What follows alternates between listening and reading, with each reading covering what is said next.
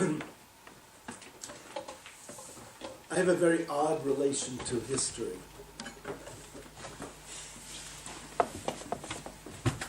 Sometimes I write about figures and I don't know quite what century they live in. I could tell you probably who their teachers were going back to Moses, but I don't know whether it's quite, it's the 11th century or the 12th century, you know, so what I focus on, I think what's emerging retrospectively as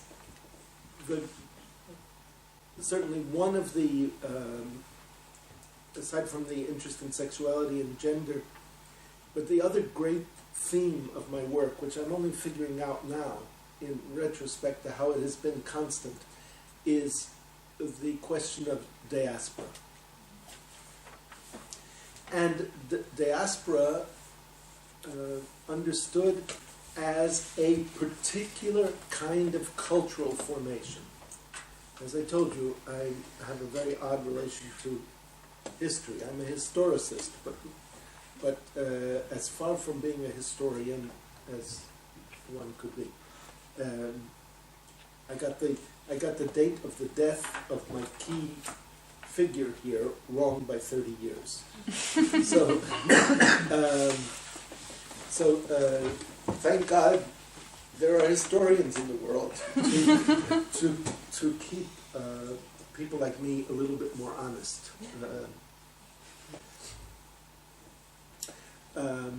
So this theme of diaspora, which is now, I'm introducing this paper now, is what I'm doing, and contextualizing it.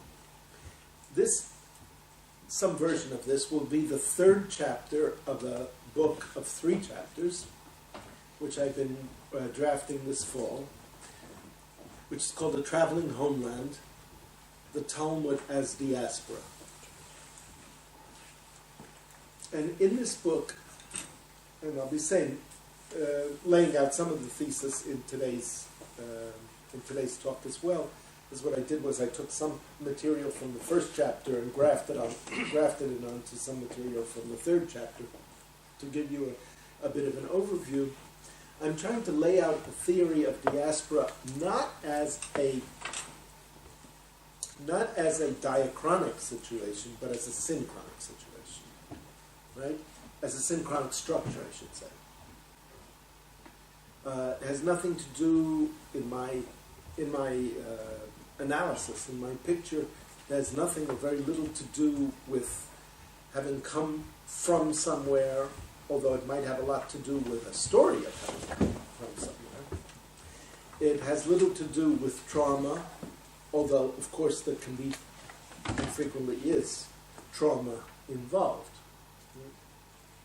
For me, the central moment, the problem with me having moved to the left is that it's more difficult for me to see the people who are sitting on the left. So I'd like to move back a little to the middle. Now you can't fall asleep over there. Oh, is this the problem for the camera? No, it's okay. It's okay, you should? Okay.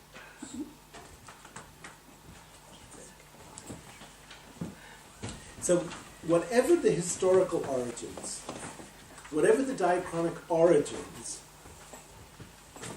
what I'm concerned with is the synchronic structure of a human collective that is doubly located culturally. Located within a cultural world that is geographically the one, spatially the one that they are interacting with locally, as well as with another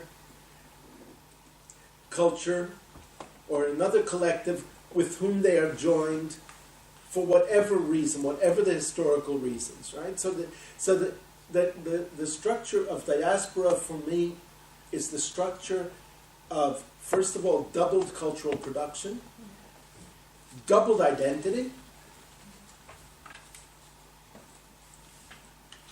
and liminality, being on the inside and the outside. The inside and the outside. Not an outsider. I'm not an outsider in America, but I'm also not an insider. So it's this outsider-insider position. Right? And that's what joins Freud to Rabbi Yitzhak Kampenton and to the Babylonian Talmud, just so that this doesn't seem to, and to Paul as well. Right? So perhaps it will seem a little bit less like a random collection of enthusiasms. These enthusiasms have been mobilized and motivated always by this question of diaspora. And this book that I'm writing, it's going to be a small book, inshallah. It's sometimes very difficult to write a small book. You know, I keep thinking I'm going to write a small book, but I usually don't have time to write a small book, so I end up writing a big book. It's much more difficult to write a small book than a big book. It takes more time. But I think this time I'm going to come up with a small book, is an attempt to use the Talmud, the case of the Talmud, as one instance within Jewish history of how diaspora is produced. One instance. In other words, I allow for the possibility, I not only allow for the possibility, and I insist on the possibility that there are within Jewish history multiple diasporas. And that diasporas can be produced by different cultural means. I noticed that you have a poster outside, pay attention, who gave, on the production of a modern Jewish diaspora. Someone gave a lecture through commercial networks, right? Yes, Matthias Lehner. So this is not a new or original notion. The idea of multiple diasporas within Jewish history, but this notion, of course, severely interrupts. This notion of diaspora severely interrupts the kind of linear narrative of homeland, exile from homeland, trauma, passionate desire to return, and you know. Okay. Right, so now I begin reading the paper. I'm not going to read the whole paper, of course. I'm going to read some sections of it. I gave it in advance to those of you who had the desire to read the whole paper, but I read part of it, and then we'll have, of course, plenty of time for discussion.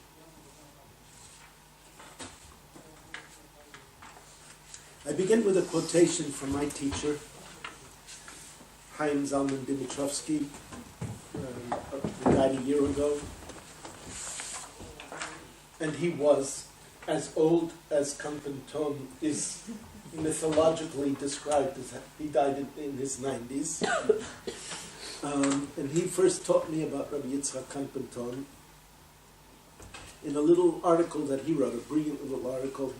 He wrote, all of the subdivisions of the people, the literary Sephardi, the philosophical Provençal, the mystical Ashkenazi, and the ingenuous Eastern, all of them had a common denominator, investigating and interpreting the Talmud in addition to their own individual geistige world, Ruchani. Ruchani is untranslatable into English, but it's easily translated into German, geistige. Right? So this double structure, although he doesn't put it in the terms that I put it, as a theory of diaspora, as a descriptor of diaspora, but that double cultural structure of participation in the cultural world in which you are embedded, philosophical Provençal, literary Sephardi, right? Of course, these are oversimplifications. There was plenty of philosophy in Sefarad, and there was certainly poetry in Provence, but he's bringing out the Hauptthema, the main cultural theme of each of these locations. But they all had a common denominator: investigating and interpreting the Talmud. And that is what produces the Jewish folk as Jewish folk.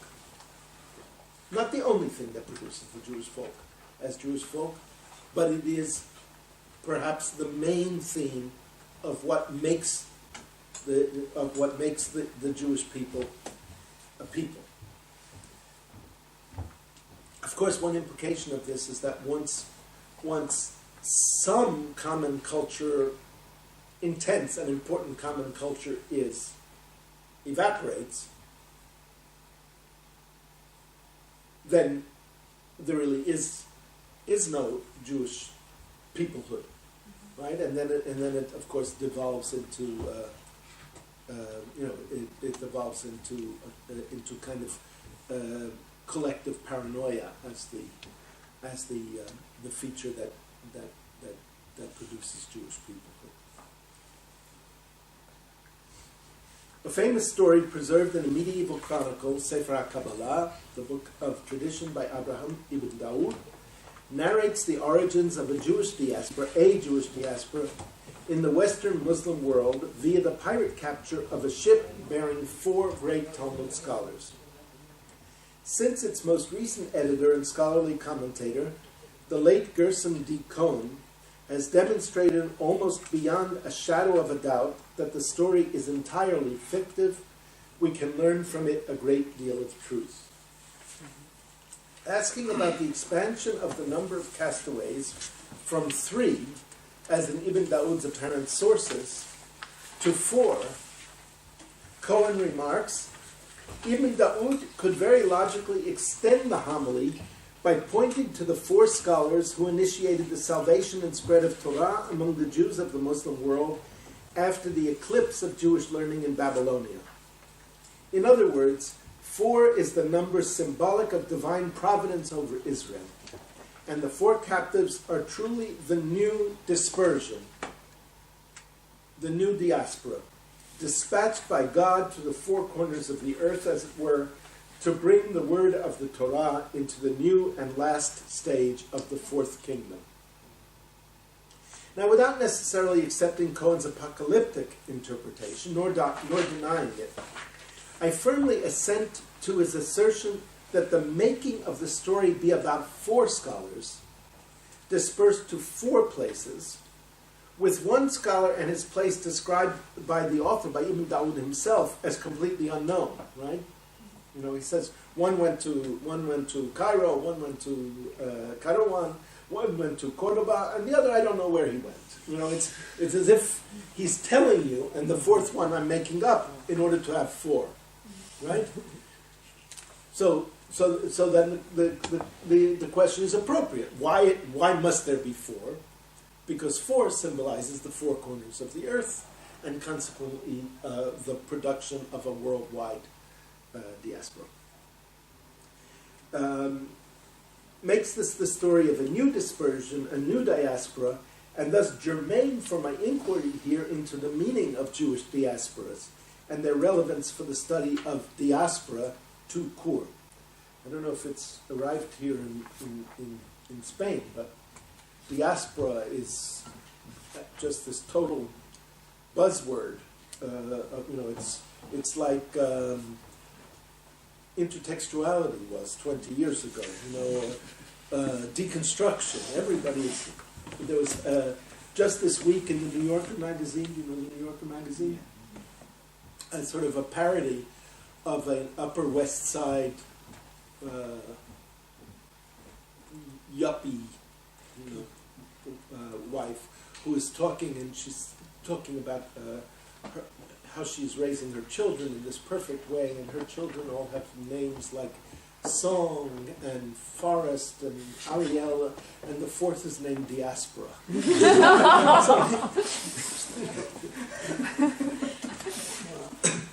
So I would like to rescue diaspora from all of this,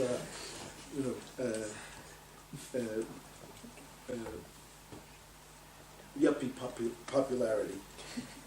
Now, generally, the term diaspora is used in one of three acceptations, which are not mutually exclusive. It can appear in a kind of timeless geographical sense. The Jews who do not dwell in Palestine, whatever their historical condition. So, for instance, all of the thriving communities of Jews throughout the Ottoman Empire and beyond would be called the diaspora, in contrast to a small, if vital, community of refugee Jews from Spain who have landed in Palestine in the 16th century, simply owing to geographical location, right? So according to this, and this is very common, the Jews who are living in Adrianople or in Salamanca are in the diaspora, but 45 Jews living in Sfat are not in the diaspora, right? It can appear also in a chronological sense, the diaspora being understood as a one-time event of scattering from the quote-unquote homeland, or finally in a lachrymose sense. Right? The lachrymose interpretation of Jewish history, the condition of being an oppressed minority longing to go home. I am proposing a very different approach to the question of diaspora, namely diaspora as a particular kind of cultural hybridity, but a particular kind of cultural hybridity, not as a buzzword, not as a pretty sounding name for all cultural hybridity, and as a mode of analysis rather than an essential thing. Right? Diaspora is a lens for looking at phenomena. It's not a thing. The propositions that I'm going to defend here are the following. Diaspora is most usefully mobilized as a synchronic condition by which human groups are related to each other in space. They may and frequently do have a diachronic origin, but need not. 2. Once this is said, a homeland, real or even imagined, is not a necessary or sufficient condition for the existence of a diaspora. 3. While trauma is frequently a point of origin or concomitant of diasporic existence, trauma is neither necessary nor sufficient to constitute a diaspora. And 4, within the history of a given collective, there can be multiple diasporas, shifting homelands, and even, it is the task of this essay to claim, diaspora in which homeland is entirely absent and replaced completely by cultural connection. Diaspora is a situation in which a given human collective has a doubled cultural and social location, once to the place in which it is found and once to at least one other collective that is somewhere else. My prime example will be certain parts of the history of the Jews. Diaspora in its original sense, while founded on a Greek word meaning scattering and thus implying some sort of a point of origin, unlike exile, frequently focuses more on the creation of new homes and not on being not at home. This is especially the case if indeed diasperen be taken as meaning sowed or planted, as some we could ask down the hall in the Greek dictionary whether they agree with this. Indeed, the Septuagint uses a mixture of positive and negative terms. Paroikia, sojourning, metokesia, captivity, on the negative side, sojourning neutral, apoikia, colony, which is much more positive, for the Hebrew golah, usually translated exile, and never diaspora. As Unik concludes, they, that is the translators of the Septuagint, inscribe their situation not as exile, but as something else. According to Unik himself, the something else was nonetheless generally negatively charged. As we shall yet see, however, even in Hebrew Aramaic, the term golah is not always negatively charged. We cannot think of the Jewish diaspora, therefore, as always and everywhere being understood as a forced and oppressive exile. I'm thinking, just to give an example, hevei golah limkom Torah. Right? Make yourself goleh, the same verb as golah is the noun, to a place of Torah. It means pick yourself up and go. That's all it means. I'm not saying that it doesn't also have negative connotations frequently of exile. I'm not denying that for a moment. But I'm saying even this term golah can be a neutral expression simply for moving from one place to another, and even in a very positive sense. We find an example of such understanding of diaspora from perhaps a surprising source. In a passage that I think has been widely misread by scholars to date, we find the Roman historian Diocasius, 160 AD to 230 AD, writing, "This was the course of events at that time in Palestine." Now listen carefully. "For this is the name that has been given from of old to the whole country, extending from Phoenicia to Egypt along the inner sea." Now the word he uses here for country is ethnos. But ethnos here refers to territory. It doesn't refer to the people. And this is not an uncommon usage in ancient Greek. Right? If I say the name that has been given to the whole ethnos extending from Phoenicia to Egypt, this is a name for a toponym, right? Not an ethnonym, as we would say. They have also another name that they have acquired. The country has been named Judea. So here we see again, ethnos is Judea, and the people themselves Jews, right? So I want it to be very clear that ethnos here means the country. I do not know how this title came to be given to them, but it applies also to all the rest of mankind, although of alien race, allo ethnes, who affect their customs.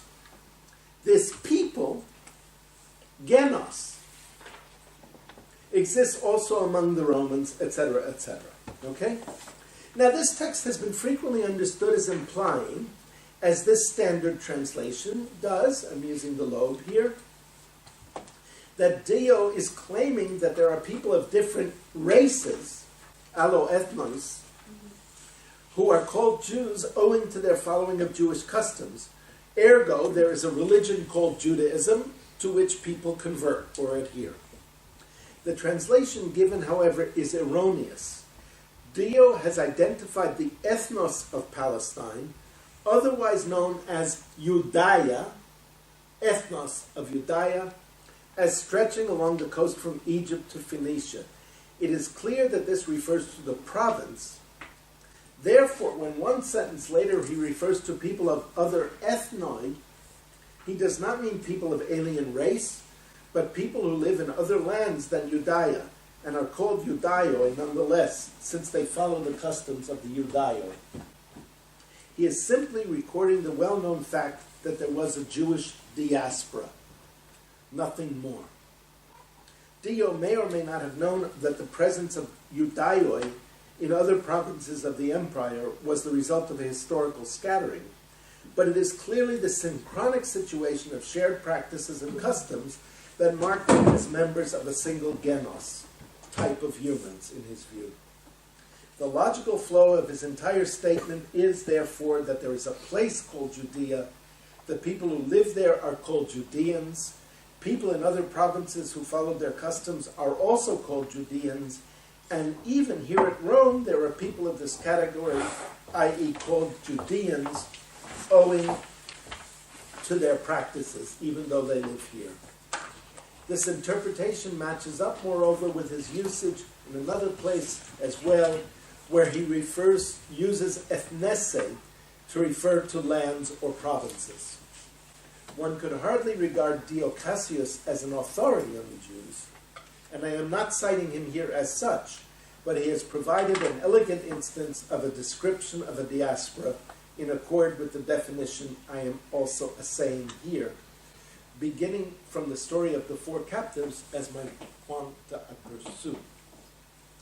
I began with the story of a ship that was sailing from Byzantium, carrying, at least metaphorically, the Talmud in the form of four scholars who had found 4 new, 3 of them real, 1 imaginary, and ultimately 3 great centers of Talmudic learning at the 4 corners of the known Mediterranean, producing a new diaspora. From Bari the Torah will go out, and the word of the Lord from Otranto. As I noted above, the author of this account, Rabbi Avraham ibn Daud, the great defender of the Talmudic tradition and rhetorical founder of its new diaspora in the Arabic world, was also known as Aben Daud, who cooperated with Dominicus Gundisalinus in translating philosophical texts from Arabic into Latin. The Spanish Jews were, of course, I don't need to tell this audience this, major conduits for interchange between Latin and Arabic. Further east, Jews were very important in translating from Greek into Syriac and Greek into Arabic. But he was also the founder of Jewish Aristotelian philosophy, the dominant current of which culminated in such figures as Maimonides, who also combined great Talmudic learning with world-class achievement in philosophy. True diasporic men. It is hardly my brief here to account for Ibn Daud, still less for Maimonides, as a figure in intellectual history. I will use Ibn Daud rather as an emblem of the cultural productivity of my model and definition of diaspora. Moving forward to another spectacular instance of a Jewish diaspora that is characterized by both its cultural openness and fecundity in spreading a new culture to other Jewish collectives, thus reproducing once more the sowing of seeds that is diaspora. Talmudic study is proverbial, of course, for a logic-chopping, intensely dialectical practice. But these intensely dialectical methods in which the interpretation of Talmud matched the Talmud itself in its style were invented as part and parcel of medieval intellectual developments in the Rhineland, involving an intense textualization of Christian and Jewish societies. Right? So the scholastic practices of the medieval Rhineland with these glossa ordinaria and texts of that sort. These scholastic practices then came to Sepharad from Ashkenaz. As Talia Fishman has well noted, up until the 13th century, when Nachmanides and his students imported the Tosafist dialectical method of Talmud study, thereby homogenizing the rabbinic world, Talmud played different roles in the lives of Sephardi and Ashkenazi Jews. Thus, major components of Talmudic culture were developed in the Rhineland as part and parcel of textualizing developments within general culture there. Right? So this is an example of how Jewish culture participated intimately in the general culture of the general intellectual culture of the Rhineland, and the kind of Talmudic scholarship that we know of as the Tosafot developed there. These developments within Ashkenaz and their arrival with Nachmanides in Sepharad provided, in my view, one of the necessary but not sufficient conditions for the development of the special early modern modes of Talmudic study that came into being in the 15th century. The other being, on my view, the Aristotelian epistemology of the Muslim world within which the Sephardim flourished. Rabbi Yitzchak Kanpenton, the last rabbi of Iberian Jewry before the expulsion of 1492, and founder of the new method, devoted much of his own effort as a logical interpreter to the northern French Rashi on the one hand, and to the text of Nachmanides on the other. If you ever get a chance to look at this wonderful book, Darchei Talmud, much of it is a methodology for studying Rashi and for studying Nachmanides. Nachmanides is novellae on the Talmud, not Nachmanides on the Torah or Nachmanides philosophical works. In other words, Greco-Arabic logical analysis was now joined to the interpretation of Northern European scholastic dialectic as the regnant method of Talmudic study. Okay? This is what I'm going to propose. That in Sepharad, in the 15th century, the Rabbi Yitzchak Kampenton, I'm sure nothing is ex nihilo, obviously it must have a wider prehistory, which I think Professor Javier will help me to uncover. He takes this sort of intense dialectical question, answer, objection, response that had developed in the scholastic world of Northern Europe, and combines that with hermeneutical principles derived from Greco-Arabic philosophy, and including, and this is something else I'm being instructed in, working with another young scholar in Berlin, whose name is Islam Daya, including important developments in Usul al-Fiqh at the same time. And so this whole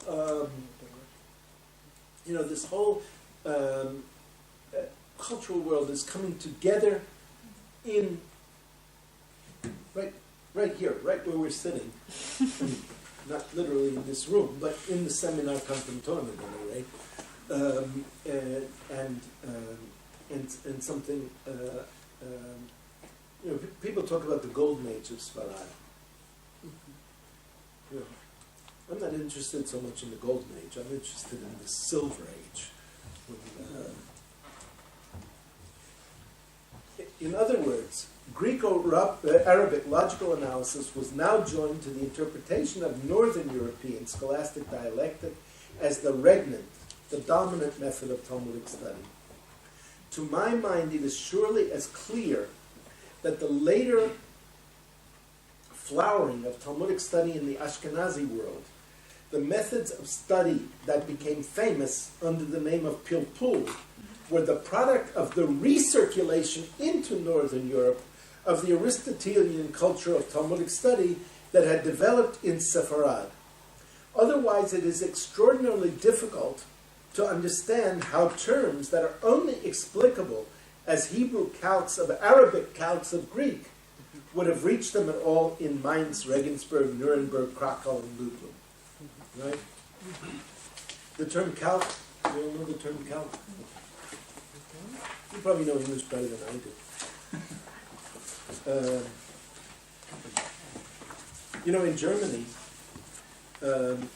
when they publish a book in translation, they don't say aus dem Englisch. They say aus dem Amerikanisch. So, in France also. Yes, I find this a very strange and somewhat insulting practice. But the truth is that, for sure, Carlos, who translated my book from English to Spanish, I just spoke to him today on the telephone for the first time. He speaks much, much better, more elegant English than I do. So, which probably explains why I'm informed by some of the first readers of this book, including a professor of medieval Spanish literature, that the Spanish style of when I write in Spanish, I write much more elegantly than when I write in English. As we have seen above, Abraham ibn Dawood, near the beginning of the golden age for Spanish Jewry, combines easily in himself an intellectual life that is completely dedicated to the promulgation of the Babylonian Talmud, but he's also a major voice in Jewish philosophy. He's the founder of a certain kind of Jewish philosophy, as well as a translator of Arabic philosophy into Latin. Shmuel Nagid continues such a way of life, contributing to the political life of Granada, as well as being central for Hebrew poetry, and even more for Talmudic interpretation and halakha. Many years ago, I read an article about a certain Ibn Nagrela, right? I read this article in the Journal of the American Oriental Society, written by a Spanish historian, and trying to articulate what is known about Ibn Nagrela as a politician, as a soldier, as a general. He writes in a footnote, I am informed by my colleague, Professor Danuna, that Nagrela was a well-known Hebrew poet as well.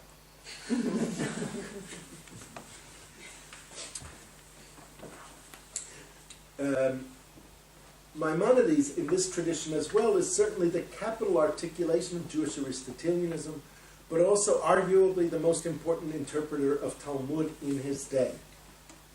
Less well known is the continuing influence the Aristotelian tradition had on Spanish and Sephardic Jewish intellectual life in the 15th and 16th centuries, including its most particularly Jewish of activities, the interpretation of the Talmud. In this period, there appears a new theory and practice of Talmudic hermeneutic, which is called iyun, speculation. Namely, Talmudic interpretation as an application of the Aristotelian theory of language. As opposed to the earlier stages of Sephardic culture, the so-called Golden Age, where we observe two parallel tracks of cultural activity.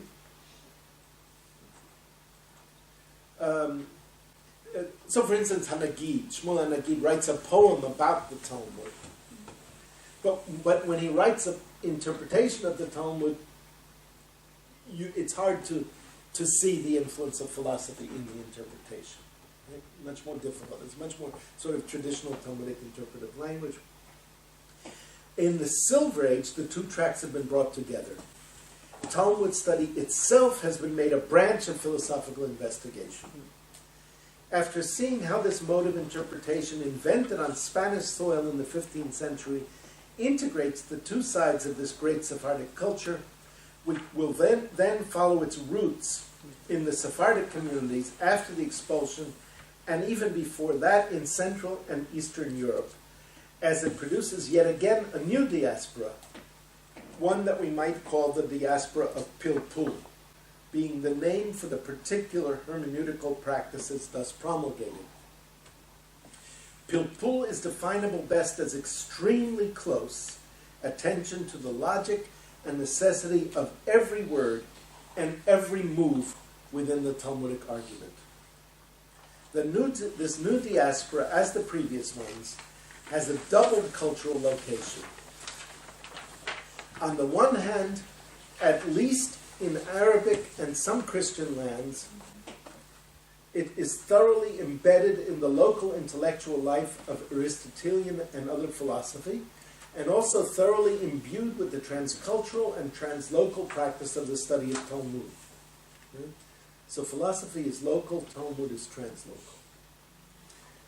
Which goes to show you that local and translocal here are always a mode of looking, right, of interpreting, a lens. They're contextual. In its transfer into the Christian cultural world of northern and then northeastern Europe, it is the very means by which Aristotle's ideas about language, as mediated through Arabic translations and philosophical writings, are brought into that Jewish cultural world, thus revitalizing the study of Talmud itself wherever it traveled. The most important methodological work of the school of Iyun is Darchei HaTalmud, the ways of Talmud, by the father of the method, Rabbi Yitzchak Kanpenton, and there's a terrible misprint here. He died 1463, it should say. I had a mental. For 25 years I've been thinking that Kanpenton died in 1493. 30 years. Together with his chief disciple, Rabbi Yitzchak Abuav II, right, not the author of Minarat Maor, the last great intellectual leaders of Spanish Jewry before the expulsion. Studying this text enables us to discern different scholastic modes of thinking and expression at work in it. Kanpenton's greatest achievement was the revival of Talmudic learning as an important intellectual pursuit of the Iberian Jewish intelligentsia. After a period of close to a century, during this pursuit was not highly regarded. Let me give you a sort of a modern analog. Jewish intellectuals in France did not study the Talmud. In the up till the 1960s, until Levinas came, and with his prestige as a philosopher and the kinds of classes he gave, he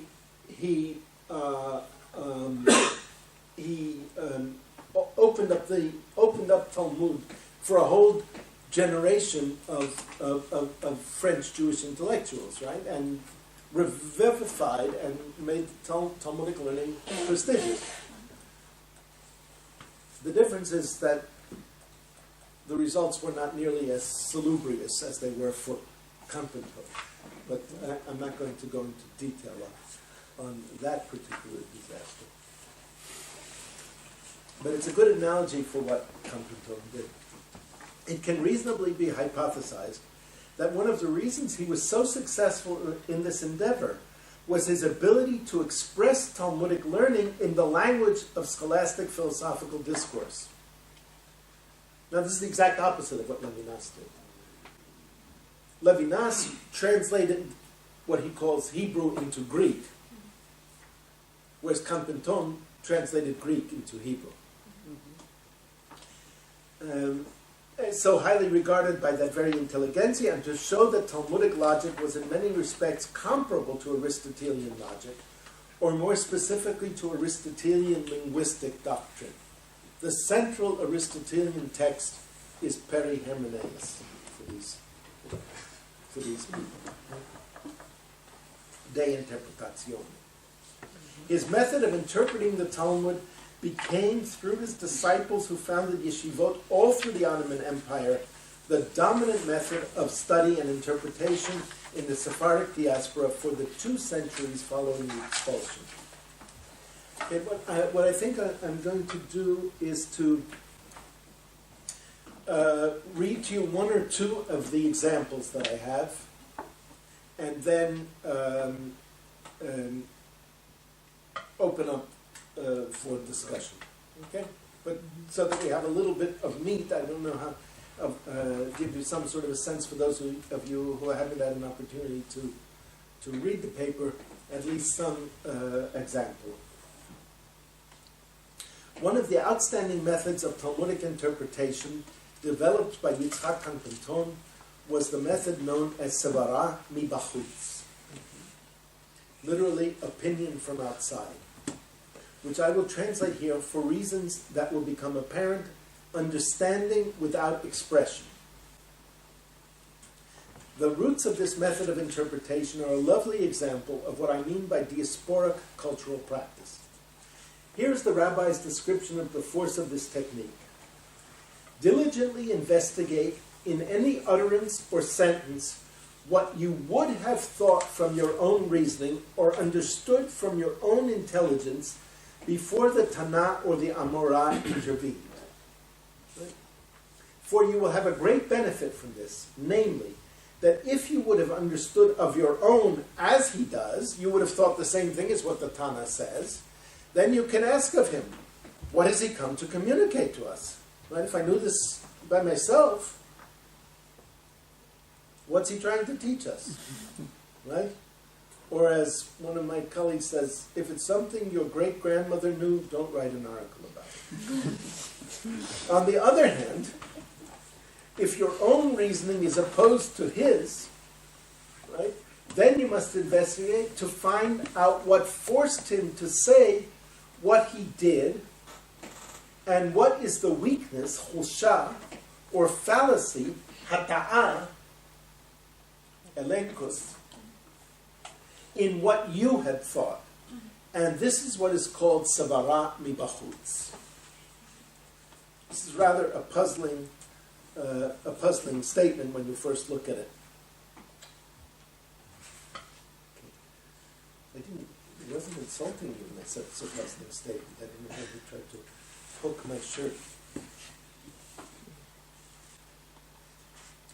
I had a very nice compliment from El Professor when he said that when the untrained eye just looks at Kanpanton, these texts can be quite opaque. And, so I think that today we have made a contract to work on an addition, a translation, and commentary together. The Sevarami Bachutz is then that which would have been understood by the commentator from the language of the Torah or the Mishnah without the necessity for an interpretative intervention on the part of the Tanaim or Amoraim. The origin of the term itself, however, is not totally established. I would like to propose that the Sevarami Bachutz is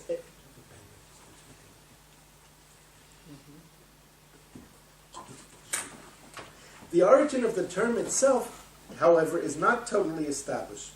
I would like to propose that the Sevarami Bachutz is a calque on an Arabic logical term, ultimately going back to a Greek term in the commentaries on Aristotle.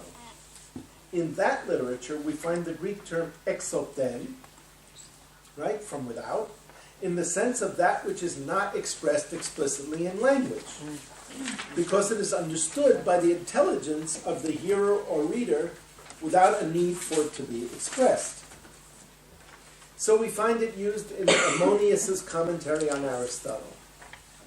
What is required in a modal proposition is not merely a verb which includes the copula, but the copula itself, either explicit or supplied to the proposition from outside, exoten, by sub-audition, right? In other words, that which you hear in your mind, even if you don't hear it expressed.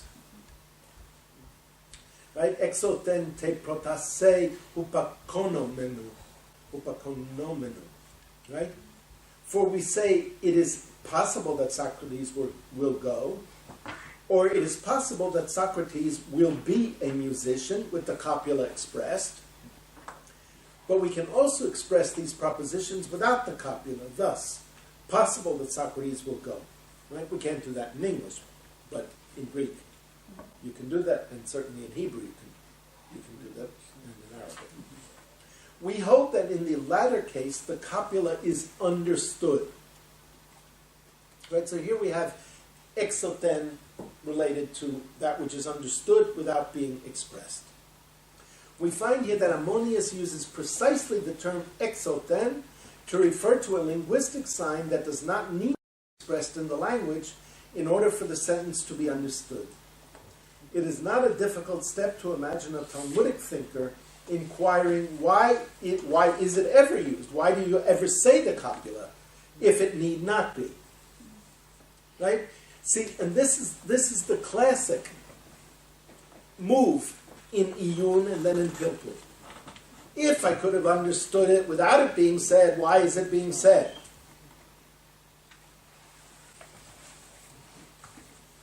An even more exact, because of the notion of absolute economy and perfection of the language of the Talmud. An even more exact correspondence to our usage is found in Al-Farabi, who frequently uses the expression admarahu wa fahimahu min kharij. Right? Min kharij is exactly mi bachutz, exoten.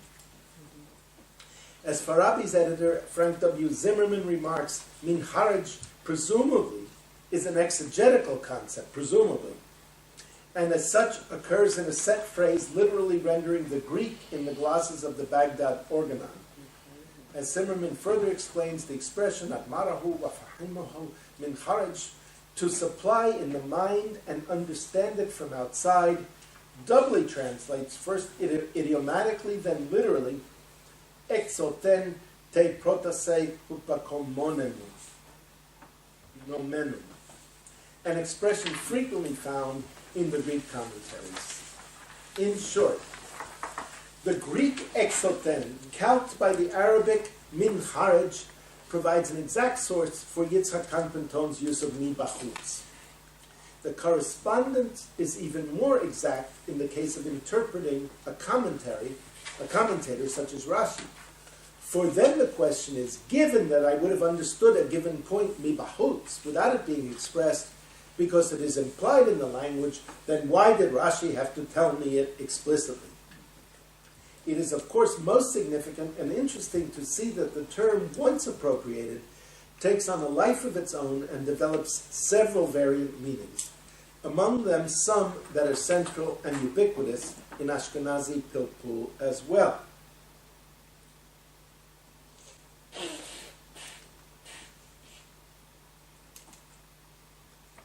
If my interpretation is right, then it is indeed, as Dimitrovsky demonstrates, the Sevara mi bachutz is the most ubiquitous, constant, and well-attested term and concept of both Sephardi and Ashkenazi Pilpul. If my interpretation is right, then it is virtually certain that this term and method were developed within the epistemological context within which the Arabic term, translated from the Greek, flourished, namely Al-Andalus, and came from there into Ashkenaz, even as early as the 15th century. That's how diaspora works.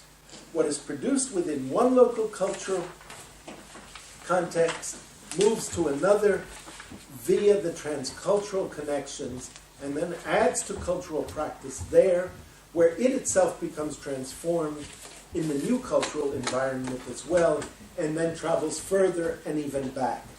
This is how a homeland travels. Okay, with this I'll conclude my reading, but I just want to add a little appendix. Remember, going back to that Kanpenton passage, if what you understand yourself is what Rashi says, then you ask, why did Rashi tell me what I would have understood myself? But if what you would have understood yourself is contradicted by Rashi, then the question is, what's wrong with what I was thinking? Right? What is the hata'ah, the fallacy in what I was thinking? The assumption being, of course, that Rashi is correct. Right? That's the assumption. You see what I'm saying? Now this is, so what we have is, we have the notion of Sevara mi bachutz being combined with the notion of the sophistic elenkos, and from that is generated the whole method of study, from the combination of these two philosophical practices. The way that you discover, the way that that Kanpenton tells you to discover, is to first study the passage without looking at any commentary and figure out what it means. Then when you look at the commentary, there are always two possibilities. Either the commentary says what you thought, or the commentary doesn't say what you thought. But you now have a question to ask for every single phrase and sentence of the Talmud, or of the Mishnah, or even of the Torah. If the text says what you thought, why did Rashi tell me that? And the answer is, well, there might be some other way of interpreting the text that Rashi is excluding. Right? And then there are discovery procedures for how you discover the other possible interpretations of the text. If Rashi disagrees with what I have thought myself, so now I no longer have a question of why did Rashi tell me what he tells. He tells me that so that I won't make the mistake that I obviously made. And then the question is, what was wrong with what I was thinking? And then you have a discovery procedure to investigate the fallacy in your own thought. Right? So this is not only a theory, a theoretical approach, it's a theoretical approach that leads to a praxis of interpretation that is rigorous, intellectually exciting and creative, and so powerful that it generates Talmudic learning for 200, 250 years after. And not only in its original place of spread, the Sephardic world, but as I show later in the chapter, I mentioned here, but I go into some detail later in the chapter, how it gets brought first to Prague, and then from Prague is disseminated further east via Krakow, and then becomes really the dominant method of Talmudic interpretation until very late in the 18th century. The rabbi of Prague, Rabbi Yitzchak Landau, in the end of the 18th century, I hope, end of the 18th century, I think I've got that right, is one of the last great users of this method, which developed in Sepharad. By the time of the Chatam Sofer, right, the Hungarian rabbi, great Hungarian rabbi of a generation later than Rabbi Yitzchak Landau, he doesn't even know what Pilpul means anymore. And when he gives a definition of Pilpul, he is talking about something completely different. For him, Pilpul is the comparison of different passages from different places in the Talmud and the making of distinctions between them. In other words, for him, Pilpul is an extension of the Tosafot method, whereas Pilpul, as it was used in the whole Jewish world from the 15th till well into the 18th century, is not a question of comparing and distinguishing between different texts, but it's of following the logic of every sentence and demonstrating the significance and necessity for every single sentence in the Talmudic text, in Rashi's commentary, in Nachmanides, and then particularly in Ashkenaz, in the Tosafot as well. Okay? So that's what I think I will say. And thank you very much, Professor Boyarin. I want to open the floor now for questions or commentaries. I will explain how we will proceed now. First of all, I wanted to say something I didn't say at the beginning, that I have to thank both the Departamento de Estudios Judíos at the university and the Centro Sefarad Israel for the organization of this event, that their contribution has been very important too. So we will proceed in the following manner.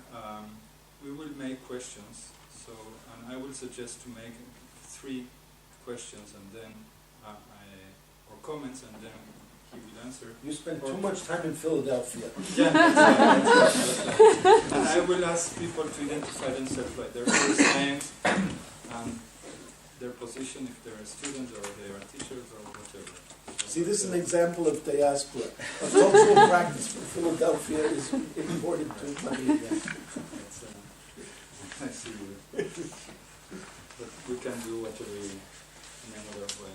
No. The Talmud says, "Kol ma she'omer lecha bal habayit aseh chutz mitzeh." Whatever the host tells you to do, you must do except to leave. I have to tell you that I was organizing with Elliot for a seminar there, so that's why. Yeah. Okay. Excellent. Yes. Okay. So, questions. Floor is open. Comments. And the subject is really. Well, if nobody. Delfina. Yes, my name is. I am Delfina Serrano from this institute, from the Institute of Languages and Culture, etc. I come from Arabic and Islamic studies, and of course I was very interested in this calc, which I have no experience with Islamic philosophical discourse, but I have some experience with theological and legal discourse, and with the language of the exegesis of Quran and Islamic sacred sources. And well, this expression minharish is very well, no, I wanted to say before that the exegesis of the Quran and the Islamic legal methodology adopts from very early the techniques and the language of Aristotelian logics. We can say that by the end of the 11th century Common Era, theologians and legal theoreticians adopt this language and these techniques. So I find this expression minharish very strange. It's very strange. I had never met it before in the legal and theological texts I have dealt with. I would have rather thought of other terms, such as, well, the discussion between what is evident and what is hidden in the meaning, which is a very important discussion of exegesis and law and theology. So the discussion between what is evident, the zahir, and the evident language, and the batin. Yes. Or the kinaya, what is implied by the language, but that which comes from Harish is certainly a very odd way to define this way of interpreting or understanding. So that strengthens my case, that there must be a direct connection. I wanted to point out that maybe, because they are, you found a parallel in Al-Farabi, and Al-Farabi is rather early, because we always are concerned about which philosophers, which Muslim philosophers exerted a direct or a more direct influence in Jewish philosophers and Jewish theologians. At least as I can, well, I am not an expert in this subject, but the question is not clear-cut. But it's clear that Al-Farabi exercised a great deal of influence. Mm-hmm. Maimonides' work, which is called in Hebrew Milot HaHigayon, mm-hmm.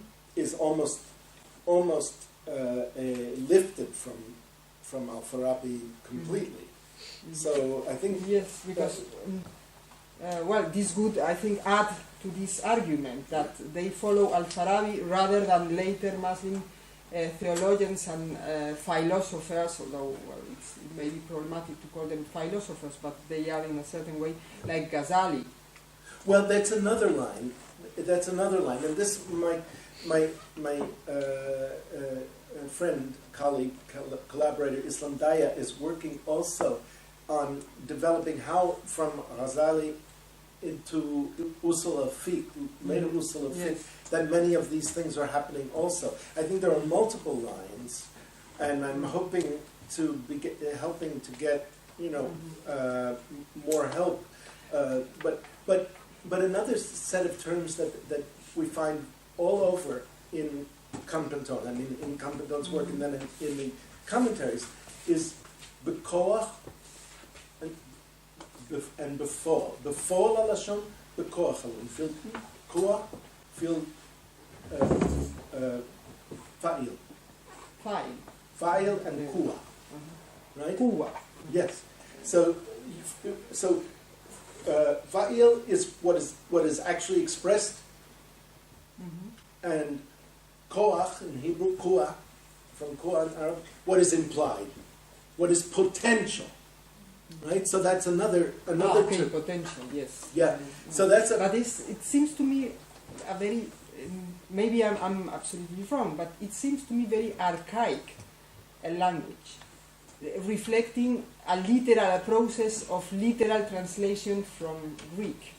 exactly a literal literal translation from Greek into Arabic, which then shows up first being used in Hebrew commentaries on the Talmud, 300 years later. 300 years later. Again, Daya thinks that the place really to look for these lines of transmission is in the Usul al-Fiqh literature more than...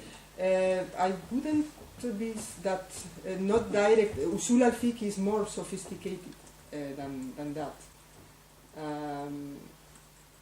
Because I was, well, maybe somebody else wants to make a question, but I will stop here for the moment. But I would like to make you another question, if. Okay.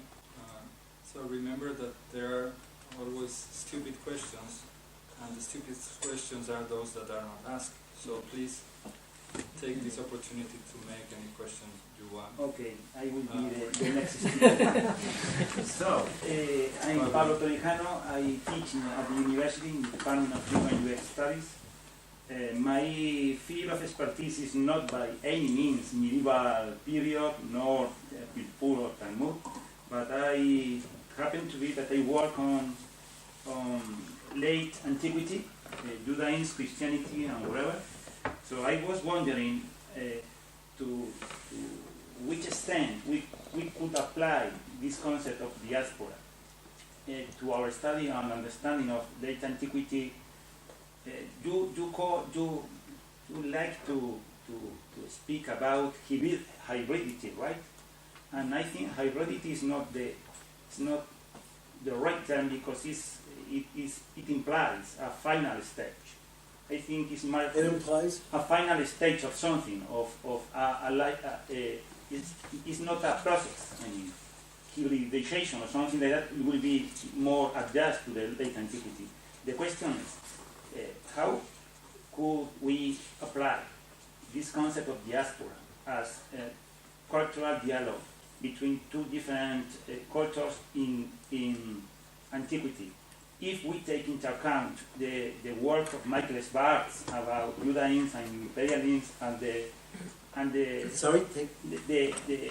work of Michael Schwartz, Judaism, imperialism, and the origin. Seth Schwartz. I always make that mistake. Okay, how could we work all this together? I mean, do you think it is possible? I mean. Well, yes. I mean, I do think so, and I'm hoping that the first two chapters of this book will make the case. What I'm looking at is, particularly in the second chapter, is the way that a Talmudic sugya, a Talmudic passage, is located in Sasanian Iran and in Greco-Roman Palestine at the same time. In other words, that what we have is a kind of literary... in the first chapter I talk about the way the Babylonian Jews talk about themselves, right? And as being the new, the new temple, the new center, the new Jerusalem. But in the second chapter I'm trying to show how, for instance, a sugya, an extended Talmudic passage, requires or projects a reader, projects an implied reader who knows where particular houses were in Pumbedita, but also knows the precise differences between a coin of Tiberius and a coin of Sepphoris, right? Because the same passage of the Talmud, it's talking about how much light you need in order to bless the Havdalah candles, right? So in the same passage, it says you need enough light to tell the difference between a numisma of Tiberius and one of Sepphoris. And then the very next sentence is, Rabbi used to bless when he passed near the house of Bar Giora in Pumbedita, right? And Rabba when he passed by the house of somebody else. So, obviously there's a diachronic explanation for this. A Palestinian passage has been combined with a Babylonian passage, but in terms of a synchronic literary structure, you have an implied reader who is equally at home in Pumbedita and the Galilee and the Galil. And so this is a text which produces. The text itself produces a diasporic consciousness in which local and translocal knowledges and connections are woven not only into a text, but into a reader, into a readership. The readership then being the diasporic people. I quote a German colleague, Christina von Braun, who says the Talmud made the Jews diaspora fähig, right? Capable and worthy of diaspora, right? And she's not a Talmud scholar or even religious, but I love this phrase. I think she really captures something. Did I answer the question? Yeah, thank you. Okay, I think you were You can before. start. We start with Elvira. You were asking? My name is Elvira Martín Contreras, and one of my field of research is the hermeneutical principles in the Midrashim. So my question is, because I try to understand how Pilpul works, and I'm not sure if I understood well. So is like anyone need to look to the text and try to interpret the bayam, no? Without look at the previous commentaries. First. That's the first step. First step. If my interpretation I agree with some of the commentaries, I question, I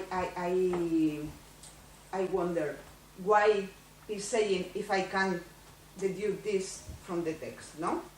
Pretty close. Let me just, but it's a great question. You first look only at one commentary. Right? And this is sort of the Hauptkommentar, the Rashi. And then when you see what Rashi says, if he says that what you say, now you need to know what are the rejected alternatives. And where do you look for the rejected alternatives? In the other commentaries. Right? So it becomes this very, very structured method of study. Okay, and the next step is if my interpretation doesn't agree with Rashi, right, I need to answer where is my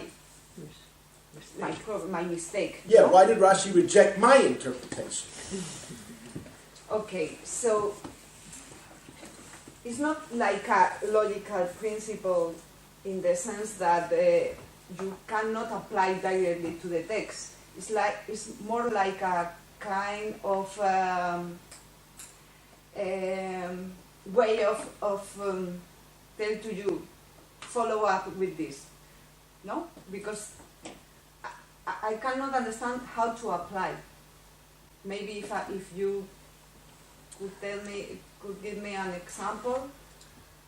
You know, I think that I really I have examples. I published many examples. I don't have anything with me, but here's an example. We have Campenton's text, and he gives an example. Take me a couple of minutes to find it, but.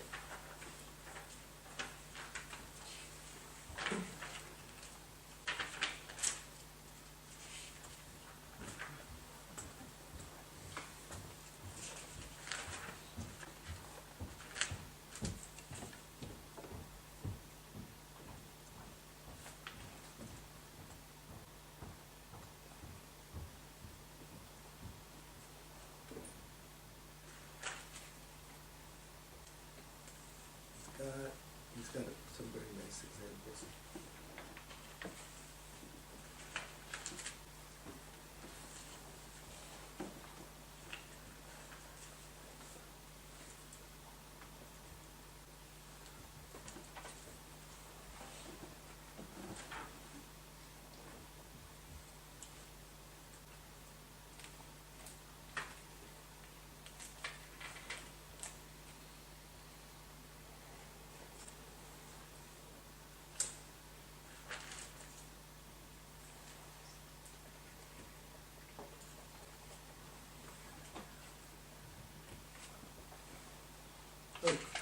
Let's see how this works.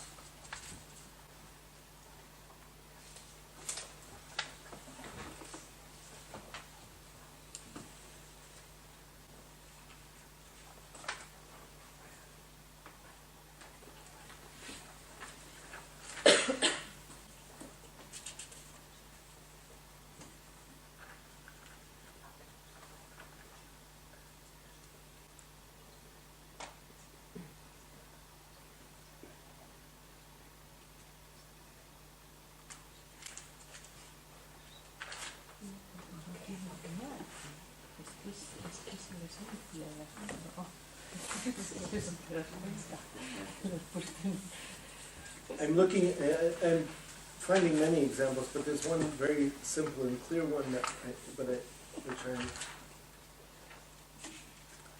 which of course, not because I'm looking for it, I'm not finding it. Well, I don't want to take your time. It's just to try to understand, because for me it's like there are no an end for looking, for searching for the interpretation. Well, I can more or less reconstruct the example that I was looking for. In the beginning of the third chapter of the Mishnah of Baba Metzia, it says, gold acquires silver. Right? And Rashi interprets this that the transfer of gold coins from one person to another affects the acquisition of silver from that other person. Right? That's what it means, gold acquires silver. So Rabbi Yitzhak Kampenton says right away, of course that's what it means. So what mistake would we make if Rashi hadn't told us this? Right? Mm-hmm. That we might have, and then he goes to, well, Rashi says gold coins because we might have thought gold bullion. Right? Uncoined gold. And Rashi says acquires means that the transfer affects the transfer of ownership, right? Because the word koneh, to acquire, normally has a different meaning. So that's just one very simple example, right? But the point is that everything that Rashi says, every gloss that Rashi makes, gives us, is because we would either make a mistaken interpretation, or because someone else has interpreted differently, and Rashi wants to say, not like the way Nachmanides, not like the way the Tosfot are going to interpret 50 years from now or 100 years from now, but this is the correct interpretation, right? So the point is that everything is always in a dialectical situation. It's really dialectic that is in the Aristotelian sense. It's dialectic that is the central moment. Okay, did that help? Yeah. This is sample. I'll take it there. Thank you. My name is Josh Cohen. I'm a visiting researcher from Harvard. But so in this moment you're describing, Rashi's authority, doesn't it serve as a sort of point of fixity or certainty, where you reach Rashi and you don't go further, you don't go beyond? Or is it an impetus to go further? It's an impetus to go further. Because then Rashi's authority stops you. Right. No, it starts you. Because then the next question you will ask is, why did the Tosafot reject Rashi? Right. Where it's not explicit, or why? So in other words, what you do is you set up essentially. This is one of the reasons why this became so attractive to Rosh Yeshiva, to the advanced teachers of Talmud, because it gave them a ready method for producing very exciting study sessions with their students. They could make the study in terms of a question and answer situation, or in terms of a lecture situation. There was a lot to do with this method of constant. So you would then go next stage and you would say, well, okay, so Rashi wanted to lahotzimi, to exclude Nachmanides' interpretation, but Nachmanides is also no slouch. What did he see that was wrong with Rashi's interpretation? But so Rashi's still the sun. I mean, you're still always revolving around Rashi. Well, to a certain extent, Rashi. No, but then it could be the Ritva and the Rashba also. In other words, But Rashi tends to be the.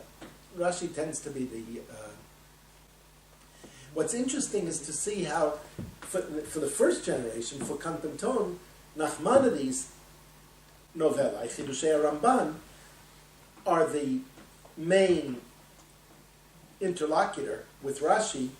By a generation later, after the printed Talmud arrives, it's the Tosafot, of course, because it's much. You've got Rashi on one side of the page, Tosafot on the other. It becomes the natural way to study. Now, what happens, of course, is that this kind of a method, as I said, is very, very attractive to Rosh Yeshiva for the preparation of shiurim.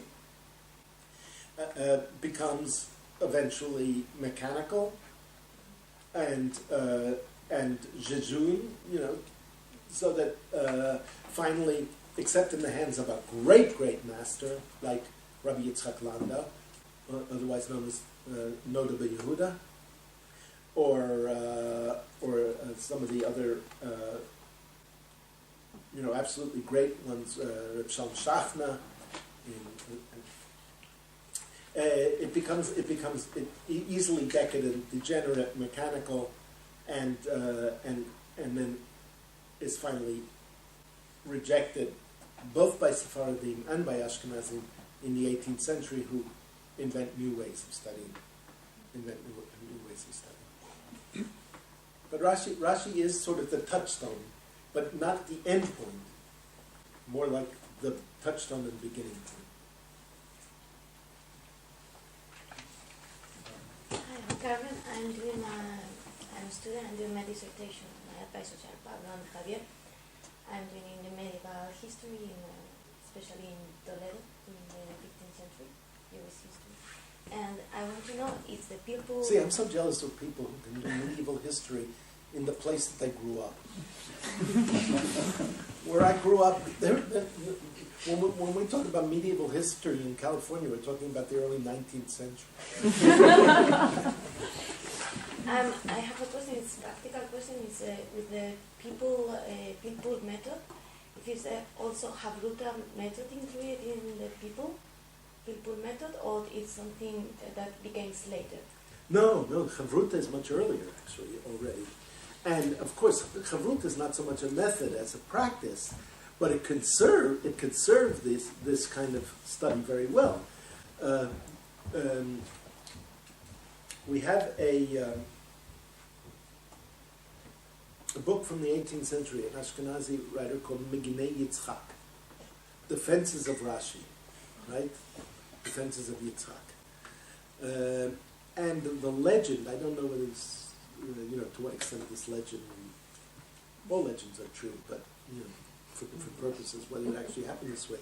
But the legend is that this author, whose name I don't remember, had a chavruta, and their practice was that one always defended Rashi's position against the Tosafot, the other one always defended Rabbeinu Tam against Rashi, right?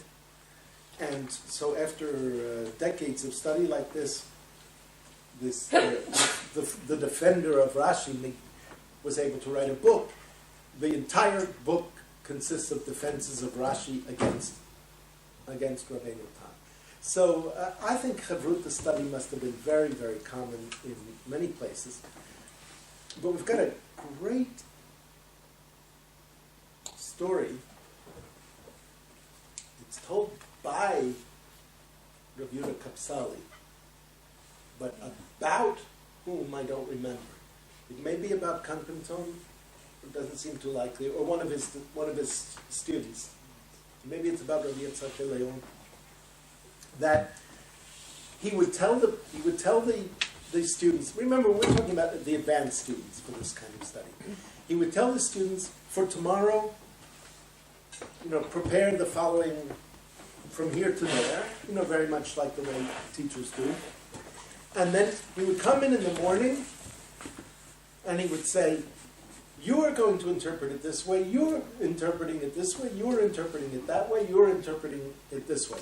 Not that he was imposing on them, but he knew them each so well intellectually that he knew how each one of the students was going to interpret the text. And then he would weave his own brilliant shiur out of the different points of the different interpretations, and without them saying a word, of course. But he was so insightful that he understood. Now that would suggest that at least, I mean, again, to the extent that the story is not just totally a story, that they were not studying in Chevruta. In that, I mean, I never thought of it. But Chevruta would be a very elegant way, as the story about the two, one who defended, of procedure, where you don't have to be asking and answering all the time, but actually producing a dialectic with your partner.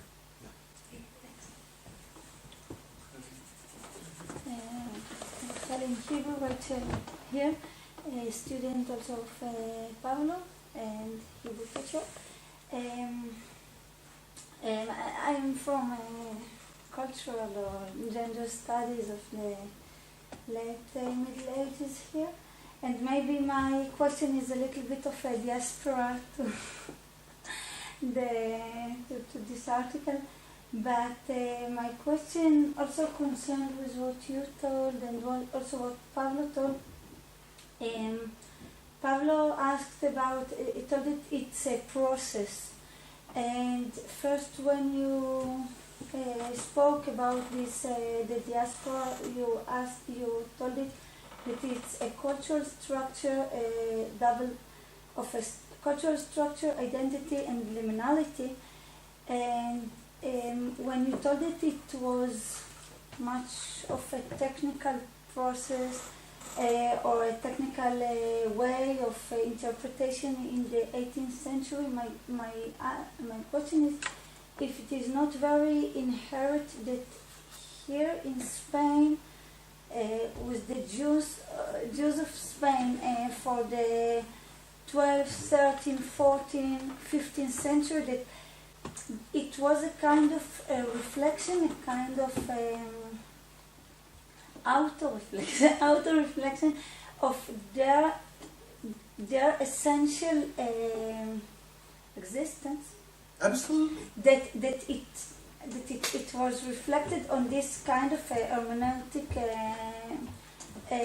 interpretation of the Talmud, and maybe in the 18th century of, I don't know where, but in the east of Europe, it wasn't so burning, so relevant, because they felt different. Also inside their inside Jewish circle and with the outside. I mean, here it seems to me like a reflection, like in this kind of lecture.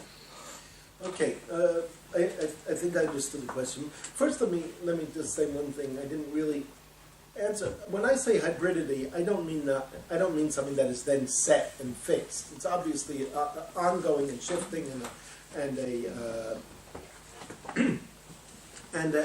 a process. The question you're asking is whether there's not a significant difference between the practices of medieval and early modern Sephardic Jews with respect to the local culture versus the Ashkenazi Jews of the 18th century. No, my question is that when I first read the title of your article, I thought, wow, what a brilliant metaphor of this duality, of this, it's not even a duality, because also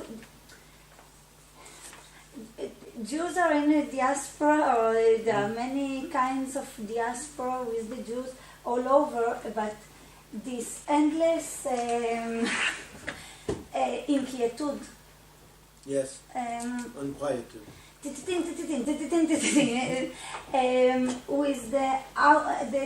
this double, the outsider, insider position, the dialectical, the endless dialectical process, the endless hermeneutics of one of himself the inside outsider, the insider, and the outside insider and outsider, and this.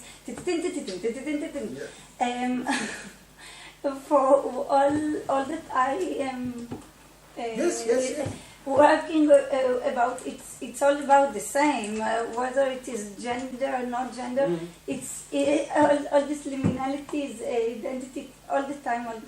And when and the Talmud seems to me like the most brilliant and the clearest metaphor or application in Jewish studies, no? But I'm not sure if this kind of I don't know really how to put it in words. If I think that maybe it's not the same kind of spiritual, of ruchani existence in another context, and maybe then it becomes not irrelevant, but not so not so passionate. But what becomes? This kind of studying the Talmud, because it is not already so essential to the way of. You mean by the 19th century? Yes. I get a little confused because you were saying 18th century. No, because you told it from Khatam Sofer that till the end of the 18th century. Yes, but Talmud study remains, central in 19th and early 20th century. It's just that they use completely different methods of Talmud study after that. So there's a. I know many rabbis only by the names of their books, not by the names of their. But a very, very important commentary in Sfarad. In the Sephardi Diáspora is a man called by the name of his book Kaput Marim. Right, he writes a commentary on Sukkah, Masachet Sukkah, at the end of the 18th century,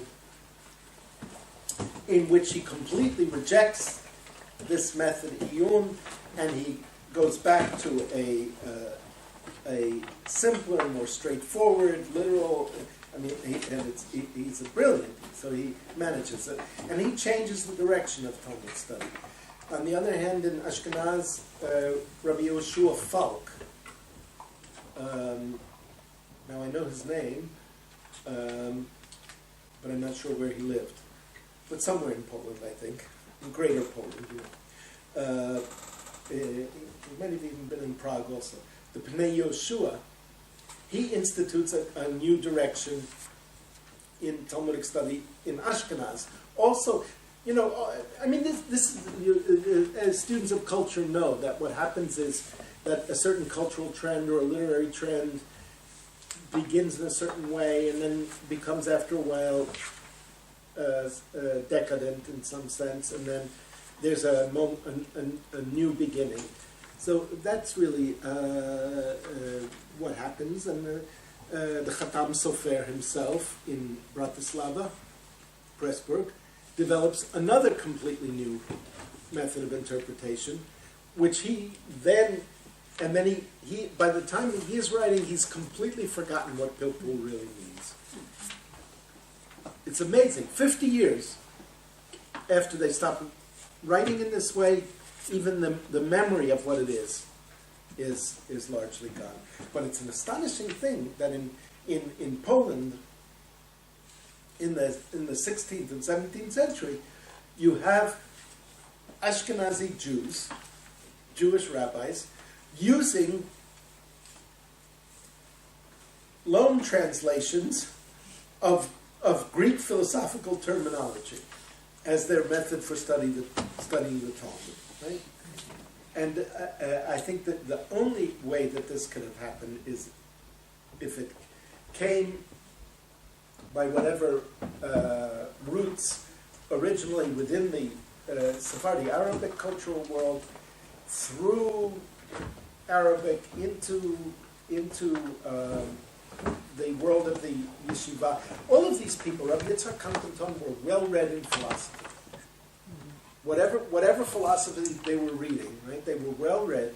there clearly were handbooks or of whether it's exactly Russell al-Fi or not, but there were handbooks because he is over and over again referring, and this is what is called, and he gives you one of these counts. This is what's called the koach. This is what's called the fall, right? And in 90% of the cases, we can locate the precise Arabic and even precise Greek origin for the terminology that he cited. Now, it would be wonderful at some level to have more nuanced and precise knowledge of what kinds of Arabic literature this young man that I'm working with is an expert in early modern, 13th, 14th century Usul al-Fiqh literature. So I'm relying on him, but I have to hear what his exact proofs are. Also, yes. There are still a few questions, so on the FINA, go on, okay. and then I have also some questions. It's my turn now. No, I can wait. Or you can. no, because to which public these Talmudic interpretations were addressed? To the general public or to a public of scholars who interpreters to be in the... well, I think in the first generation, in Campantone's generation, they are directed to a kind of elite, intellectual, wealthy, the upper class intellectuals of Spanish Jewry who had been neglecting essentially from the late 14th century, had been largely neglecting Talmud. Mm-hmm. But by a generation after Campantone, they're being directed at the advanced superior students in the yeshivot all over the Sephardic world. So this is not the beginning study, although some of it could have been incorporated even into beginning training, but this is really these pictures we have of this. These students in these yeshivot were not. They were junior colleagues, slightly junior colleagues of the Rosh Yeshiva. So it's because if I had to translate Campantone's method, or his approaches, into the Islamic legal terminology, I would say that this is middle way between taqlid, or blind imitation of former generations of scholars, and ijtihad, because it is not a direct interpretation of the scripture. It is mediated because the commentary is there, but on the other hand, it is suggested to check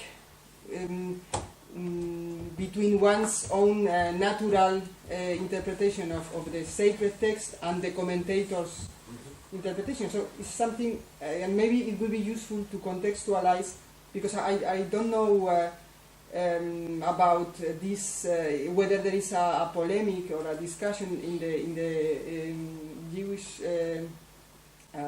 intellectual tradition between these two concepts of a direct effort of interpretation of the sacred text. In Arabic, this is ijtihad, and taqlid, this is a very strong debate in Islamic and legal religious studies, and I wonder whether it would be...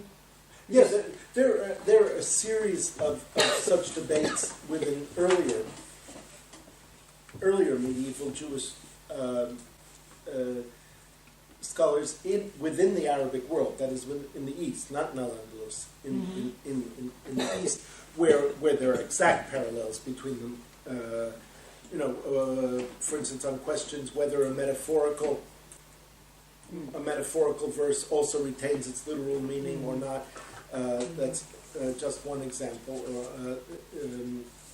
So that's very well established but this is maybe the question of literalism, which is not exactly the same question. The question of My question is in the debate between taqlid and ijtihad, either whether scholars of later generations are just obliged to follow earlier authorities, or whether they are required to try and understand themselves from the primary sources. Well, if you think about it, this is a method that enables both.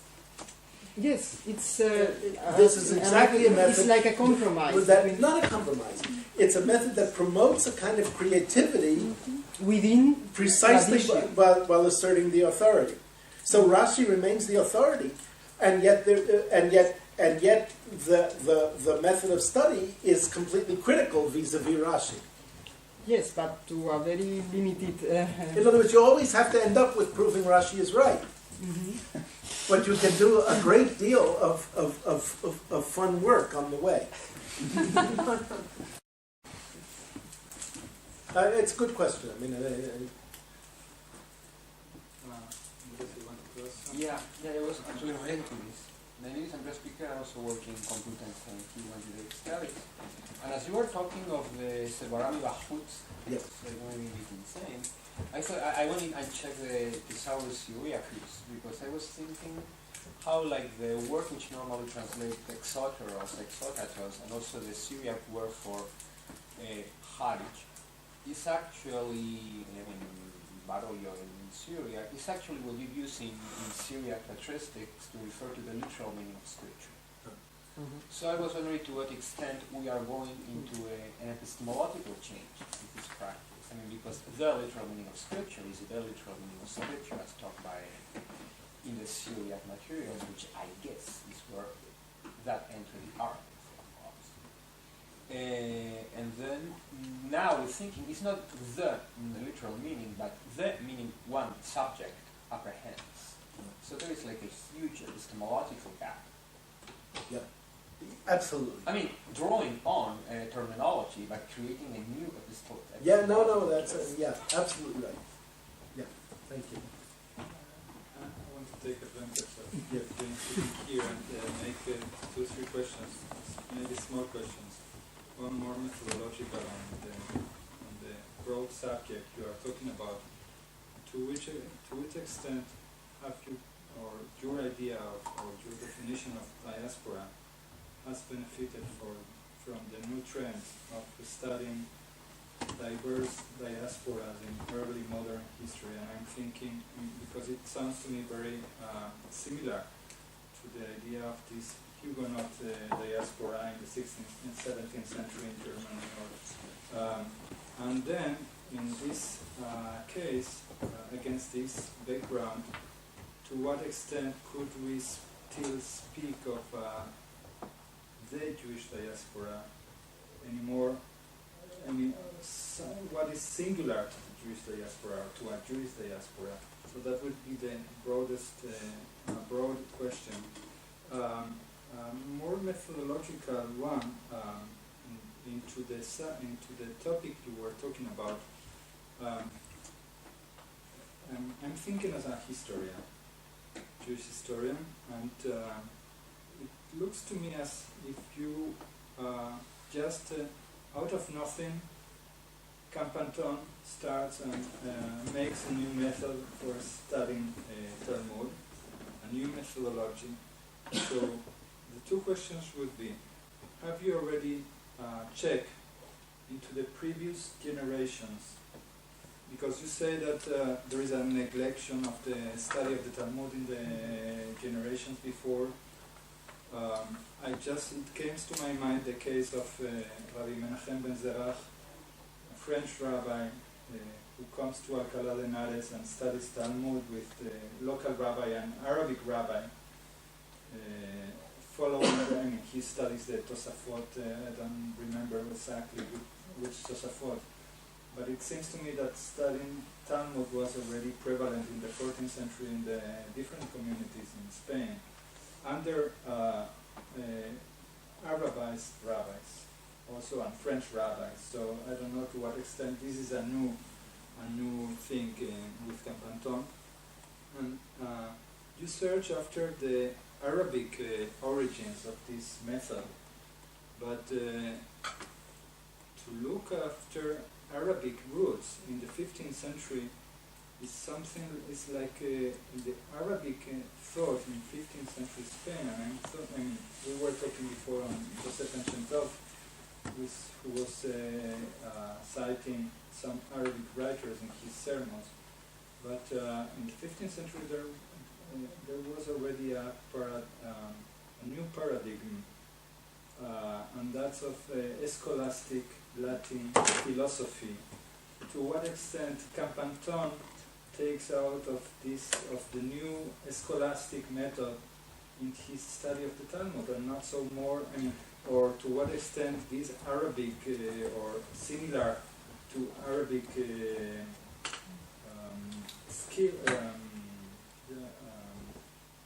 methodologies he takes from scholastic Latin philosophy that was much trendy in mid-15, I mean, in the years where Campanton was active.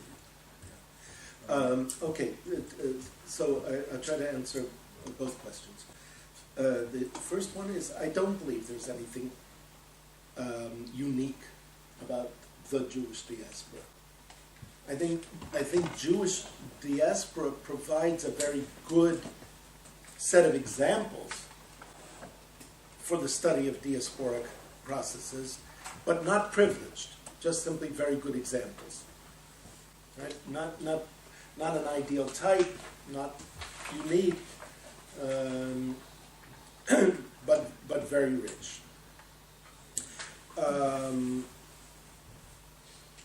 On the other hand, when I hear people saying, "Oh, the Walloons of Belgium are not diaspora because they were always there,"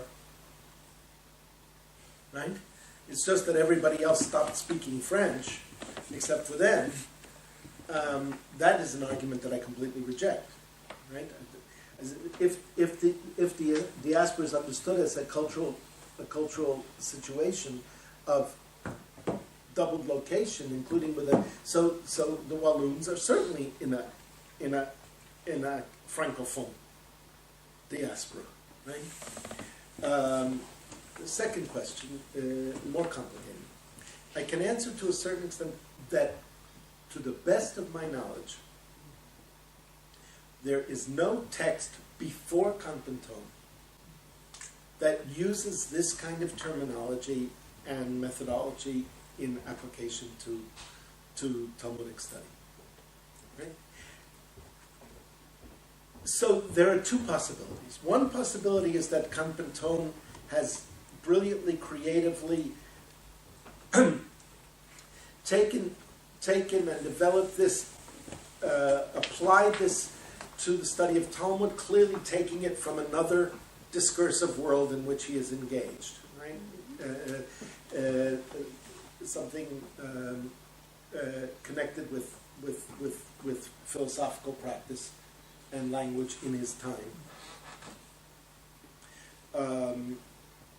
I don't exclude that possibility at all, and in some of my writings I have very specific examples, by the way, not with Campanton, but with Ibn Sid, in which I tried to show that there are aspects of his further development of the theory of Iyun in Klalei Shmuel that must be traced to Thomist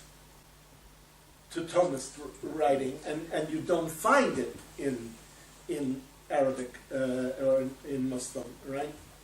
So I actually have an explicit argument to that effect, which maybe I will actually bring back into this chapter, because I think it will both make it less misleading, but also further enrichen the notion of diaspora as this meeting point of cultures in which.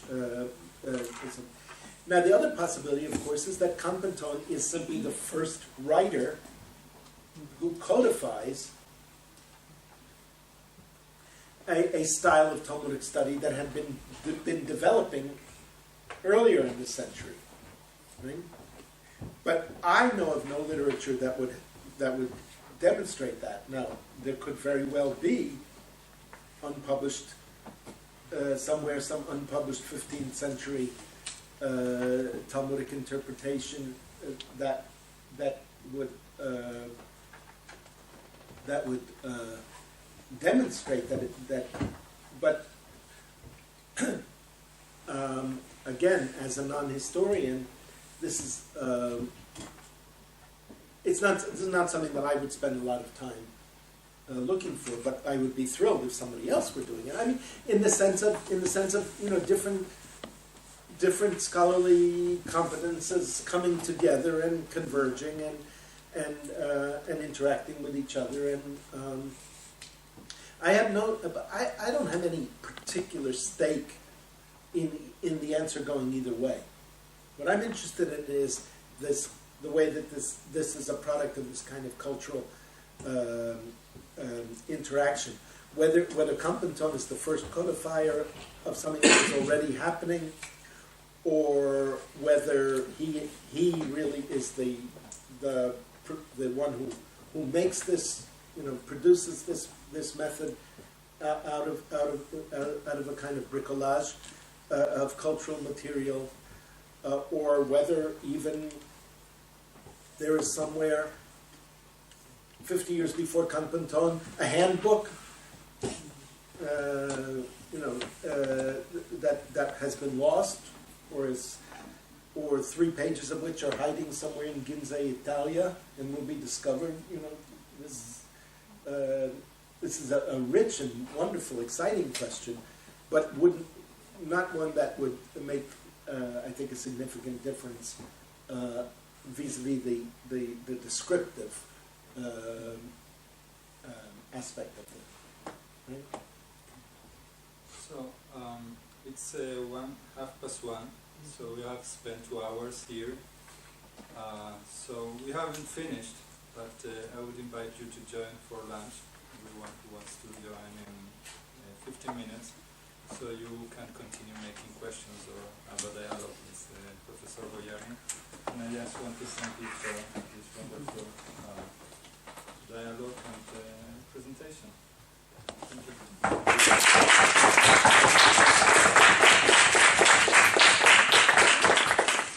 I very much love this European practice of going like this. If God had wanted us to clap hands, He wouldn't have given us papers. Thank you. It was a thrill to present this material in this place and to such a lively group of interlocutors. I'm not sure there is another place in the world where people would have so much to contribute, where so many people would have so much to contribute to a project like this. So, thank you.